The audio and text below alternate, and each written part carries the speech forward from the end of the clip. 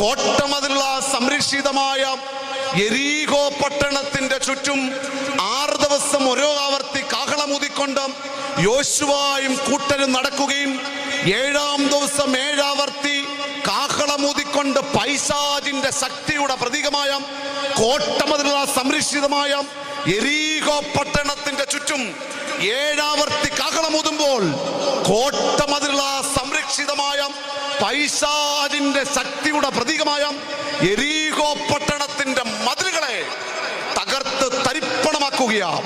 അതുകൊണ്ട് നമ്മൾ അടുത്ത ദിവസം പ്രദക്ഷിണം നടത്തുന്നത് ഈ ദേശത്തുള്ള ഓർത്തഡോക്സുകാരനെ മാത്രം അനുഗ്രഹിക്കാൻ വേണ്ടി വല്ലതുമാണോ? അല്ല, നാനാജാതി മതസ്ഥരെ അനുഗ്രഹിക്കാൻ വേണ്ടിയാം. ദേശത്ത് അക്രമം വർദ്ധിക്കുമ്പോൾ, അരാജകത്വം പെരുകുമ്പോൾ, മദ്യവിപത്ത് വർദ്ധിക്കുമ്പോൾ, അസഹിഷ്ണുതകൾ വർദ്ധിക്കുമ്പോൾ, സർപ്പവിഷത്തിന് തുല്യമായ തകിടം മറിഞ്ഞ വ്യവസ്ഥിതികളുടെ ദുഷിച്ച നീക്കം